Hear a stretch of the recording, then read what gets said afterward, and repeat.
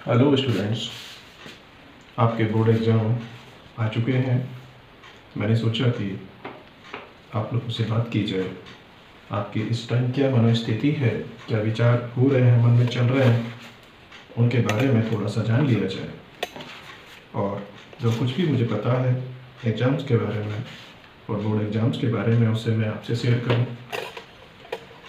So students, इस time वे students जो first time जो बोर्ड एग्ज़ाम में बैठ रहे हैं, एग्ज़ाम फेस कर रहे हैं, आई मीन की 10th क्लास, जो कि 12th क्लास में हैं, उनको तो एक्सपीरियंस है, अनुभव है, उन्होंने एग्ज़ाम को फेस किया है, तो वो थोड़ा सा कंफर्टेबल होंगे। लेकिन जो फर्स्ट टाइम एग्ज़ाम में बैठ रहे हैं, यानी कि बोर्ड एग्ज़ाम फर्स्ट एग्ज़ाम है उनका, उनके माइंड में कुछ अलग ही बातें, अलग ही विचार उधेड़ बुन चल रही होगी।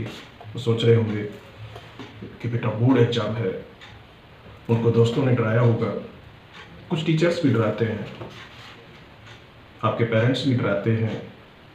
पूरा एक साल आप यही कुछ उठा-पटक में चलते रहे, तो एक डर बैठ जाता है मन में। उसके लिए आप लोगों को नेगेटिव होने की ज़रूरत नहीं है। जहाँ तक मैं सोचता हूँ, जहाँ तक कि मुझे पता है कि ये बोर्ड एग्ज़ाम है। अगर इसके साथ में बोर्ड वर्ड हटा दें, तो केवल ये एक एग्ज़ाम है। एग्जामिनेशन आपने जो है नर्सरी क्लास से लेकर और आज तक बहुत सारे एग्ज़ाम्स आपने दिए हैं।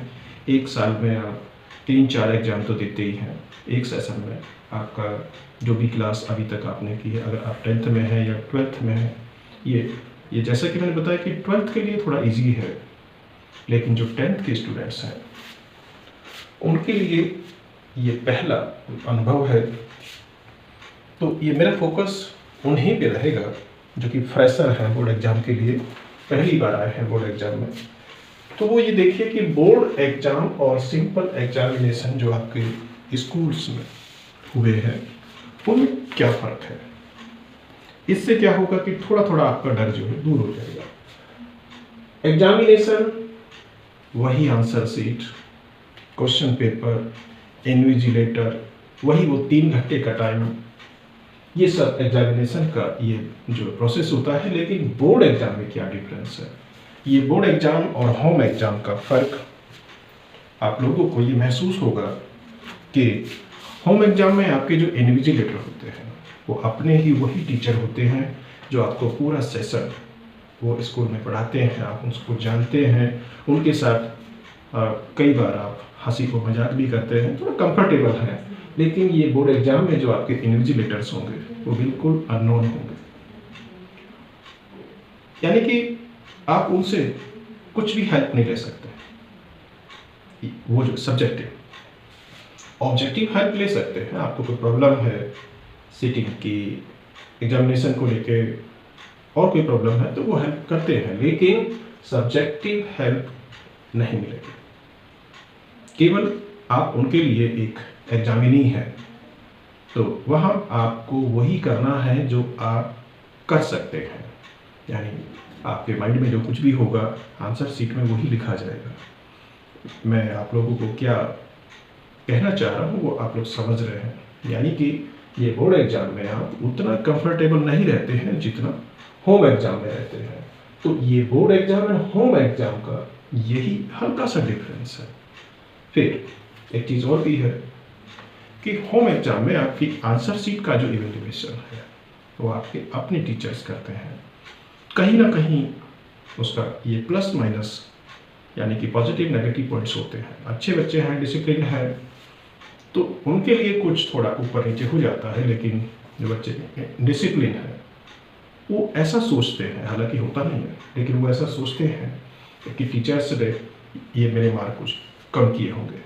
वैसे ये बच्चों की सोच है, कोई भी टीचर इस तरह से नहीं करता है।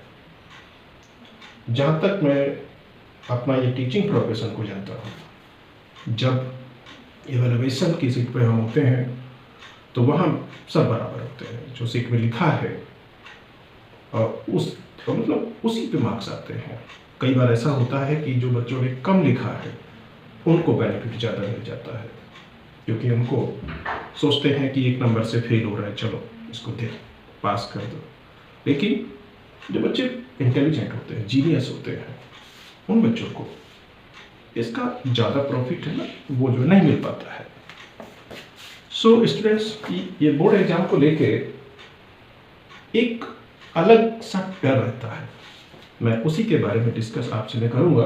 उसका नाम है एग्जाम फोबिया। फोबिया मीन्स एक ऐसा डर जो नहीं होना चाहिए। ये डर आपका रियल हो सकता है,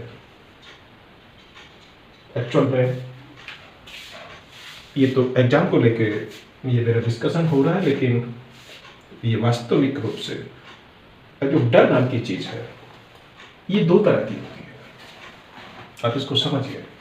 एक डर होता है वास्तविक, रियल, कि हमें उससे डरना चाहिए, और एक डर होता है काल्पनिक, यानी कि मन में ये भावनाएं चलती रहती हैं, ऐसा होगा तो कैसे होगा, अगर ये वैसा नहीं हुआ तो फिर क्या होगा। तो ये होगा का इमेजिनेशन, ये जो डर चलता रहता है दिमाग में, ये काल्पनिक डर होता है। लेकिन क्योंकि हमें तो वास्तविकता में जीना है, हम तो रियल है, एग्जाम भी रियल है, ये टीचर्स भी रियल होते हैं, स्टूडेंट्स भी रियल होते हैं, आपकी जो मार्कशीट आएगी वो भी रियल होगी। तो हमें वास्तविक यानी रियलिटी में समझना है कि हम डर क्यों रहे हैं, एग्जाम का डर क्या है। देखिए, आपके अंदर एक डर होता है कि एकदम नया एग्जाम है, एकदम नया है, क्योंकि इसके साथ में बोर्ड बढ़ चुका है, ठीक है, नया है, तो फिर डरने की जरूरत क्या है। आप लोगों को डरना नहीं चाहिए। क्या हर नई चीज से डरते हैं आप लोगों को नई ड्रेस मिलती है, नए शूज मिलते हैं, नए दोस्त मिलते हैं, आप लोगों को नया बैग मिलता है, नई बुक्स मिलती है, आप नई नई वो जो कम्युनिटी में जाते हैं, नई नई आप पार्टीज में जाते हैं, तो क्या वह डरते हैं? नो। एकदम नया एग्जाम है तो आप ये सोचिए कि कुछ नया सीखने को मिलेगा, जो अब तक नहीं हुआ, जो अब तक नहीं सीखा, वो अब कुछ नया सीखने को मिलेगा। अगर आपकी थॉट प्रोसेस उस साइड जाती है कि अब कुछ नया मिलेगा, नया सीखेंगे, एक सीढ़ी ऊपर चढ़ेंगे, तो ये एकदम नया एग्जाम है, ये डर, ये आप लोगों की ताकत बन जाएगा। नंबर 2, ये भावना उठती रहती है मन में कि अब पता नहीं क्या होगा। आप लोगों को पता होना चाहिए। ये क्या मतलब है कि पता नहीं क्या होगा? अरे ये बोर्ड एग्जाम है, एग्जामिनेशन होगा, आप लोगों को लिखना है सब्जेक्ट में, 3 घंटे कंटिन्यू लिखना है, हर क्वेश्चन का आंसर आपको देना है, और जो भी आप लिख के आएंगे अपनी तरफ से बेस्ट करेंगे। तो फिर इसका मतलब क्या हुआ कि पता नहीं क्या होगा? आप लोगों को पता है क्या होगा। तो ये जो उधेड़ बुन रहती है मन में कि पता नहीं क्या होगा, नहीं, पता है आपको क्या होगा। आप श्योर कीजिए कि आपको सब पता है। अगर पता नहीं है तो पता करिए ये बोर्ड एग्जाम में क्या होता है और कैसे होता है। आपके जो सीनियर्स हैं, आपके जो पेरेंट्स हैं, पढ़े लिखे हैं, आपके बड़े भाई हैं, बड़ी बहन है, और कोई रिलेटिव होगा, उनसे पता करिए कि क्या होगा। ये सिचुएशन जो पता नहीं क्या होगा, ये डर पैदा करती है, इस डर को भगाइए। उसके बाद में नंबर 3, आपको खुद पे डाउट रहता है कि परफॉर्मेंस कैसी रहेगी।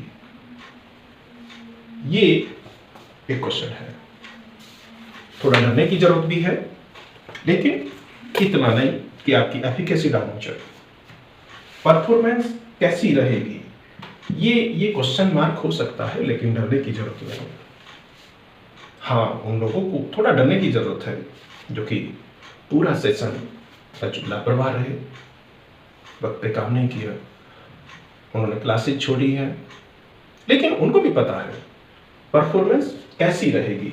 ये डाउटफुल नहीं है, इसमें कोई डाउट करने की जरूरत ही नहीं है, शक की गुंजाइश ही नहीं है। जिन लोगों ने मेहनत की है, जो सेशन के स्टार्टिंग से उन्होंने 6-6, 7-7 बार जो सिलेबस को उन्होंने जो रिवाइज किया है, उनके जो डाउट्स थे वो टीचर से पूछते रहे, डिस्कस किए, आपस में ग्रुप डिस्कस किया, अच्छी मेहनत की है। अभी भी एग्जाम में टाइम है, लेकिन अभी भी वो 24 घंटे में 10-12 घंटे या 18 घंटे पढ़ते हैं, तो ये डाउट की कोई भी गुंजाइश नहीं है कि परफॉर्मेंस कैसी होगी। कुछ नहीं सोचना इसके बारे में। हाँ, सोचना उनको चाहिए, आप लोग समझ रहे हैं, लेकिन ये उनके लिए डरने की जरूरत नहीं है, सोचने की जरूरत है। उसके बाद ये आता है नंबर 4 कि मार्किंग, स्कोरिंग क्या रहेगी, ये डर रहता है मन में। आपके भी होगा, स्कोरिंग पता नहीं कैसी रहेगी, मैं इस तरह से आंसर लिखूं तो किस तरह के मार्क्स आएंगे। जहां तक मेरा मानना है, ये डरने की जरूरत नहीं है, ये सोचने की जरूरत है, ये प्लानिंग करने की जरूरत है कि परफॉर्मेंस तो अच्छी रहेगी ही, किस तरह से क्वेश्चंस के आंसर को लिखना है वो सीखने की जरूरत है। अगर वो आप अच्छे से सीख जाते हैं, कितना स्पीड से लिखना है, किस तरह से टाइम को मैनेज करके लिखना है, तो फिर आपकी जो मार्किंग और स्कोरिंग होगी वो जो टॉप लेवल की होगी। इसके बारे में डरने की जरूरत नहीं है। देखिए, हर डर की कोई ना कोई वजह होती है। ये बहुत सारे बच्चे हैं वो छिपकली से डरते हैं, बहुत सारे बच्चे हैं वो चूहे से डरते हैं, बहुत सारे लोग हैं जो भूत से डरते हैं। बहुत सारी इस तरह की चीजें हैं कि जिनसे अंदर डर की भावना पैदा होती है। तो सिंपली ये कह सकते हैं कि डर एक भाव है, एक भावना है, लेकिन हर डर के पीछे कोई ना कोई वजह होती है। You have to know the reason कि ये डर क्यों पैदा हो रहा है।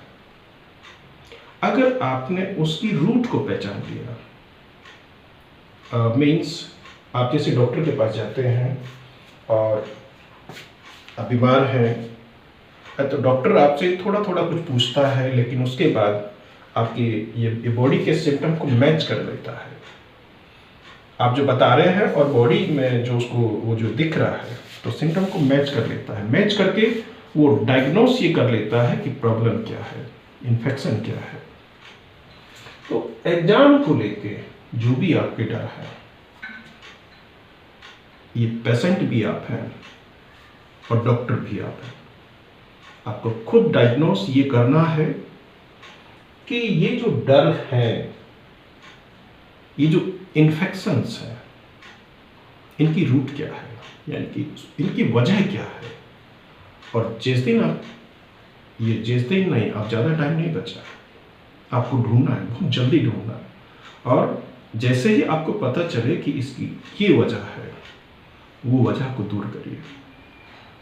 जो भी प्रॉब्लम से वो डर वो पैदा हो रहा है, वो डर की वो भावना आपके ऊपर हावी हो रही है, उसको आप जो दूर करिए, उसका सॉल्यूशन करिए। उसके बाद में नंबर 5 पे आते हैं, फेल होने का डर।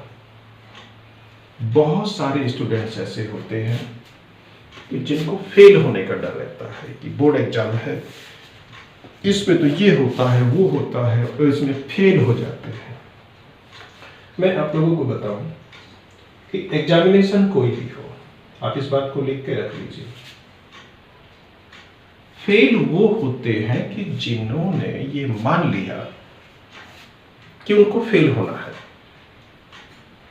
अदरवाइज किसी भी एग्जाम में फेल होने का कोई मतलब नहीं है, कोई फेल नहीं कर सकता आपको। मैं आज से अगर आपको ये कहूं कि अगर अभी तक आपने पूरा सेशन कोई भी बुक खोल के नहीं देखी, एक भी लेक्चर आपने स्कूल में नहीं किया,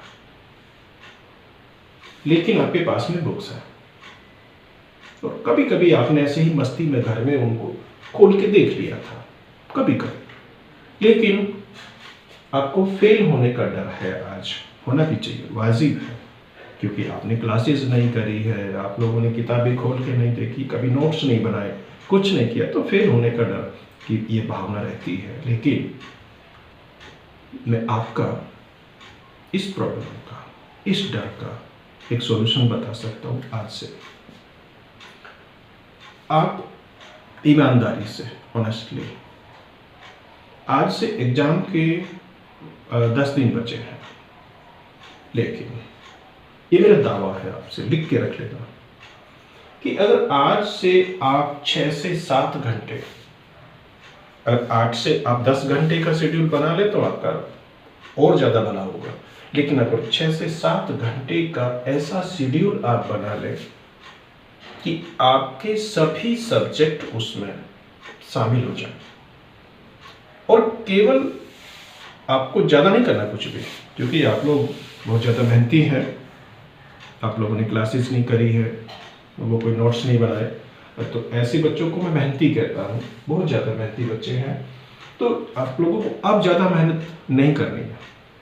6 से 7 घंटे का ऐसा शेड्यूल बनाइए कि आपके सभी सब्जेक्ट उसमें शामिल हो जाएं, और ज़्यादा कुछ नहीं करना, केवल बैठ के आपको रीडिंग करनी है। जिस भी सब्जेक्ट का आपने शेड्यूल बनाया पहले, या जिसका भी आपका मन करे, उस सब्जेक्ट की बुक उठाओ और आप जो रीडिंग करो 6 से 7 घंटे डेली। एग्जाम तक आते आते, ये मेरा दावा है और ये मेरा टीचिंग एक्सपीरियंस है, वो कहता है कि 10 दिन का रीडिंग काफ़ी है पास होने के लिए, ईमानदारी से बैठ के, लेकिन कम से कम 10 दिन तो ईमानदारी बरतिए अपने लिए। जिस टाइम आप रीडिंग के लिए बैठे, केवल आप रीडिंग करें, ध्यान कहीं इधर उधर ना हो। पूरे सेशन की मेहनत और आपकी 10 दिन की मेहनत, केवल आपको रीडिंग करना है, और उसके साथ साथ में बैठ के कोई भी एक पैराग्राफ, कोई भी एक पेज आप पेन लेके थोड़ा आप अपनी उंगलियों की मसल्स को भी मूव कर लें, क्योंकि वहाँ आपको वो 3 घंटे लिखना है। थोड़ा सा राइटिंग प्रैक्टिस कर लें, थोड़ा सा रीडिंग करें, थोड़ा सा राइटिंग करें। तो एक थोड़ा सा ये है कि आपको वो, क्योंकि बैठने की आदत भी नहीं होगी, ये 2-3 घंटे एक जगह बैठना भी ये बड़ा कष्ट का काम है, तो एक जगह बैठने की आदत डाल लें। तो आपको छोटे छोटे से काम करने, आपको रीडिंग करनी है, आपको 2-3 घंटे एक जगह बैठना है, और थोड़ा सा राइटिंग प्रैक्टिस करनी है। इतना तो कर ही सकते हैं शायद आप। अगर आप इतना किया अपने लिए, तो ये मेरी गारंटी है, आपको कोई फेल नहीं कर सकता। आपका फेल होने का डर ये बेवजह है। देखिए, अगर आपको डर है फेल होने का, तो केवल सोचने भर से काम नहीं चलेगा। ये डर और डराएगा। ये डर का एक ही समाधान है कि कुछ कर। डर को भगाने का एक ही माध्यम है, कुछ कर। और करना क्या है? आपको बैठ के पढ़ना है, आपको बैठ के लिखना है, हाँ बैठना है, एकांत में बैठना है, शांति के साथ। तो ये डर की भावना, ये मन में थोड़ा नेगेटिवनेस फील आती है। आपको लगेगा कि पूरा सेशन मैंने कुछ नहीं पढ़ा, उसने ये कर लिया, उसने वो कर लिया, उसने रिवीजन कर लिया, सब चीज़ें याद आती हैं। उसने वो कर लिया, वो अपने लिए कर लिया। अब ये 10 दिन बचे हैं, ये क्या, ये सब इन चीज़ों में सोचने में निकाल देंगे कि उसने वो कर लिया, उसने वो कर लिया, मैंने ये नहीं किया, मैंने वो नहीं किया। छोड़ दीजिए, सब खत्म करो। किसने क्या किया, आपने क्या किया, सब खत्म करो। पढ़ने बैठ जाओ। 6 से 7 घंटे का शेड्यूल बनाओ।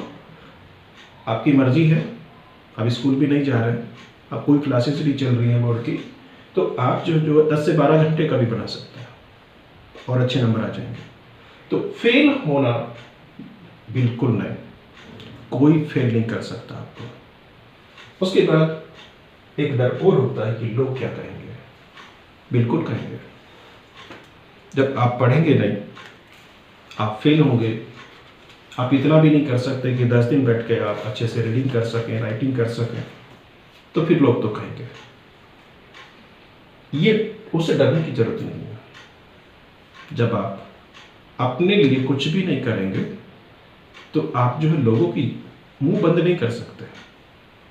जब आप अपने लिए कुछ नहीं कर सकते, तो लोगों के मुंह भी आप लोगों को ये अधिकार नहीं है कि बंद करें। लेकिन फिर भी उससे डरने की जरूरत नहीं है।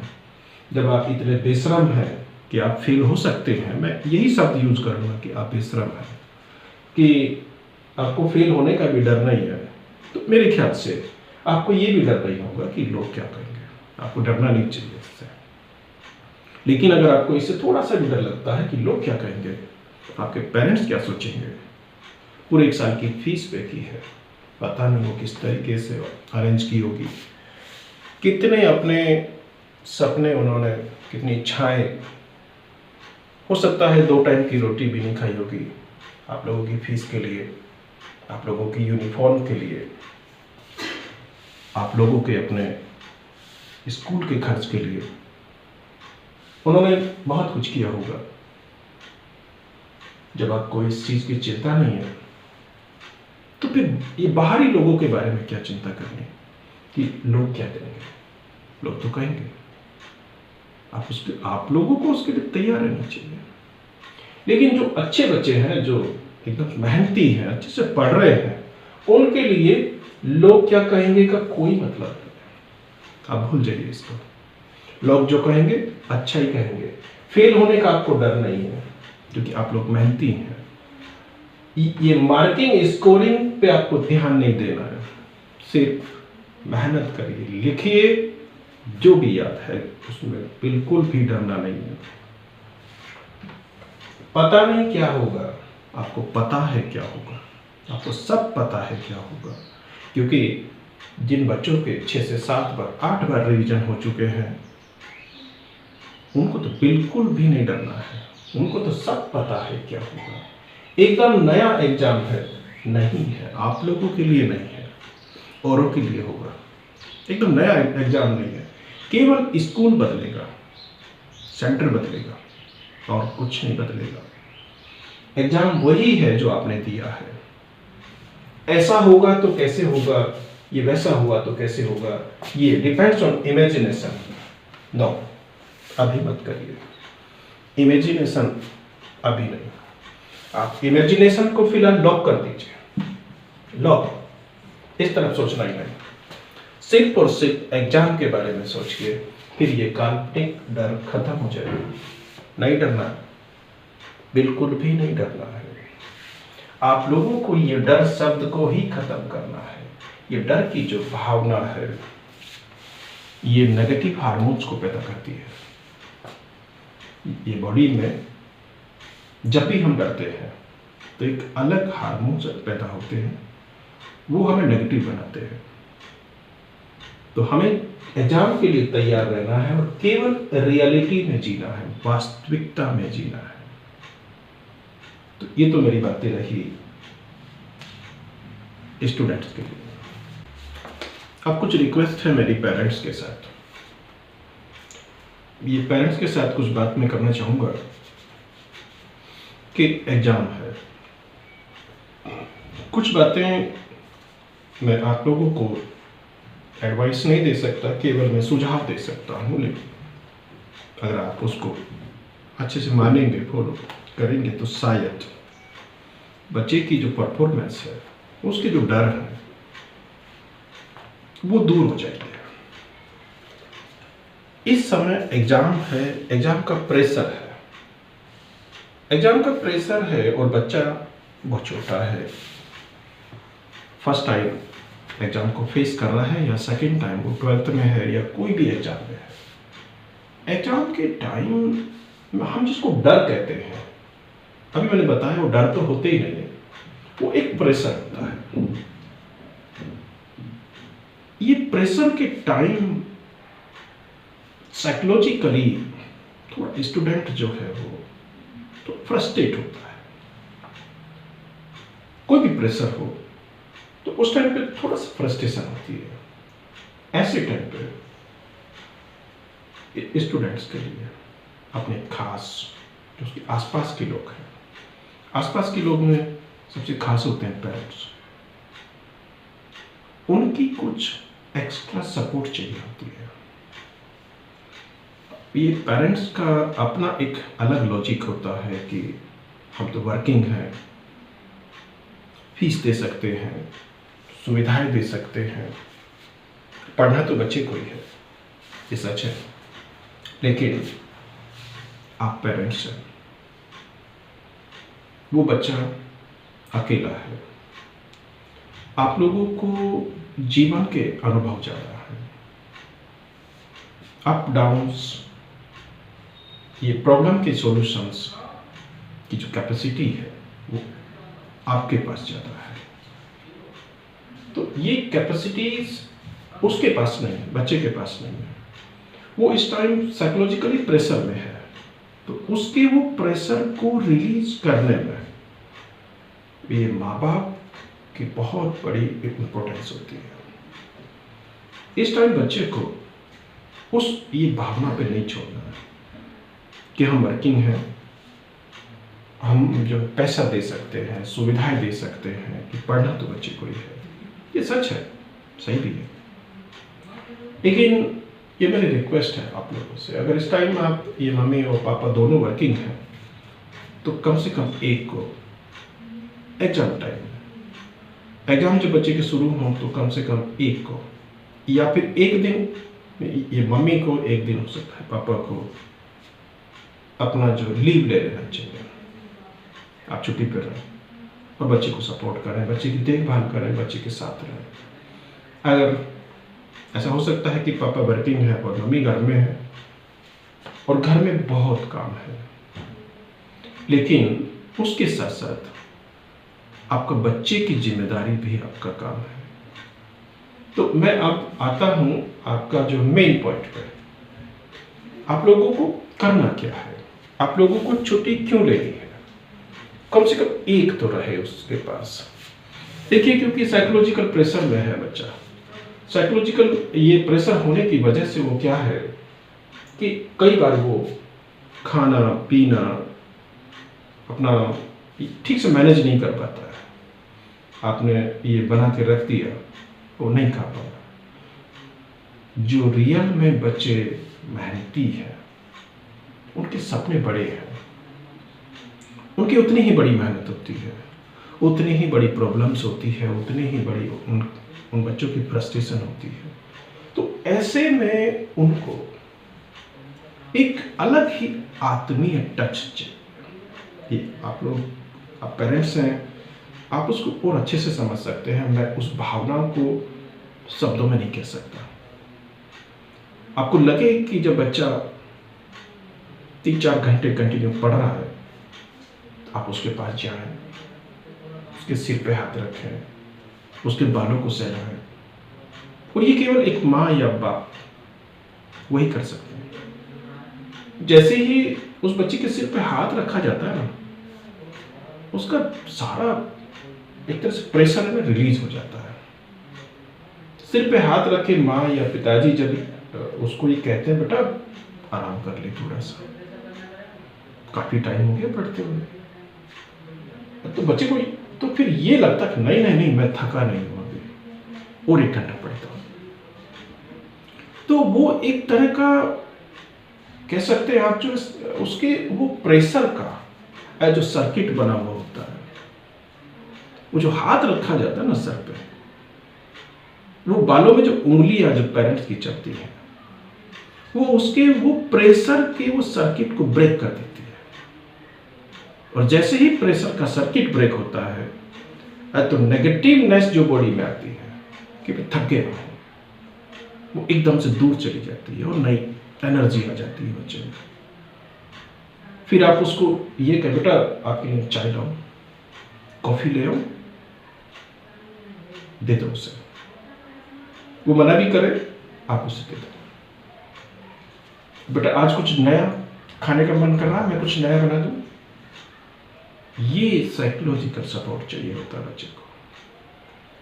और जब वो आपको ये लगे कि वो थका हुआ है, अपने रूम से बाहर आया, बेटा है बेटी है कोई भी है, थका हुआ रूम से बाहर आया, तो आप उसे कहें कि बेटा 1 घंटा आराम करो, सो जाओ। वो सोएगा नहीं, उसे सब पता है किस तरह से पढ़ना है, किस तरह से मैनेज करना है, लेकिन आपका ये हक है, आपसे बोलिए कि बेटा 1 घंटा सो जाओ, आराम करो। आपकी ये पॉजिटिव बातें उसकी हिम्मत बढ़ाती है। एक बार आप ये तो कह के देखो, अरे इतना क्यों कर रहा है, इतना क्यों मर रहा है, छोड़ना, सब ठीक होगा, अच्छे मार्क्स आएंगे। क्या होगा, अरे ठीक है 90% नहीं आएंगे, 80+ आ जाएंगे, क्या फर्क पड़ता है? तो बच्चे की एनर्जी बढ़ती है इससे। लेकिन अफसोस ये है कि उल्टा होता है।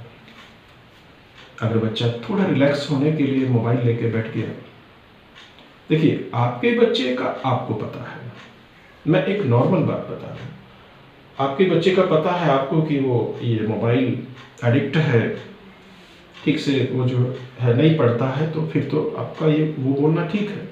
लेकिन जब आपको पता है कि बच्चा 6 से 7 घंटे कंटिन्यू पढ़ रहा है और आप थोड़ी देर के लिए मोबाइल लेके बैठा है वो थोड़ा सा फ्रेश होने के लिए, तो आपको उसको कोई नेगेटिव बात नहीं कहनी चाहिए। ये तो आप अच्छे से समझते हैं।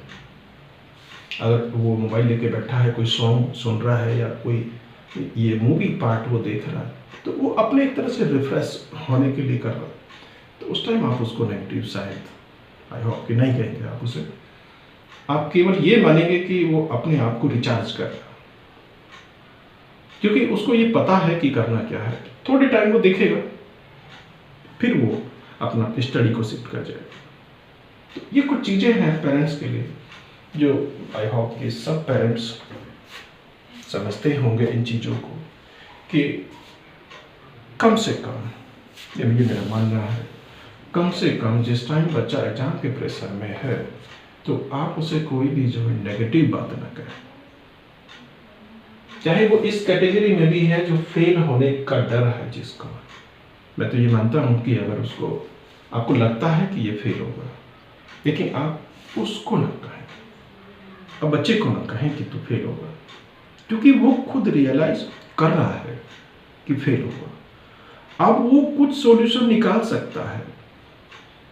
हो सकता है इस वीडियो को देख के वो अपना 6 से 7 घंटे का प्रोग्राम बना ले कि वो बैठ के रीडिंग करे, वो राइटिंग करे। लेकिन अगर देखिए ये मनोवैज्ञानिक बात है, एक बच्चे के सबसे करीब होते हैं पेरेंट्स, और अपना सबसे करीबी और प्यारा इंसान जब जो ब्लेम करता है, कोई भी नेगेटिव बात करता है, तो उसका असर ज़्यादा होता है। तो मैं तो ये चाहूँगा कि माँ बाप कभी भी बच्चे को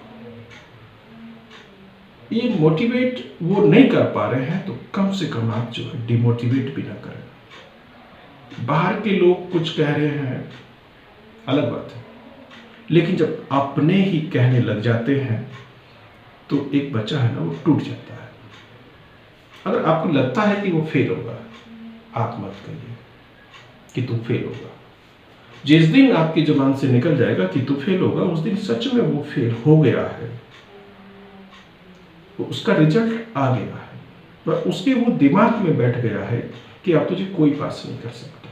तो ये मेरी रिक्वेस्ट है पेरेंट्स से कि बच्चे को कभी भी इस तरह की बात ना कहे, संभाल के लेके चलो उसको। ये पेरेंटिंग है कि खराब से खराब स्थिति में आपको उसके साथ रहना। अपना बच्चा है, ठीक है, वो गलत रास्ते पे निकल गया है, कोशिश करनी है उसको सही रास्ते पे लेके आए। हमारा यही काम। हिम्मत हार के, थक हार के बैठने से तो स्थितियां और ज़्यादा बेकार हो जाएंगी। ठीक है, वो 90% वो नहीं ला सकता, हमारे ये बड़ा बेटा या बेटी 90+ है, एक बेटे का डर हमें फेल होने का लग रहा है, तो ये क्योंकि अलग अलग हैं दोनों, अपनी सोच अलग अलग थी, थॉट प्रोसेस अलग अलग थे, तो उससे कंपेयर हमें नहीं करना चाहिए। वो जैसा है उसी हालात में उसको बेहतर बनाने की कोशिश।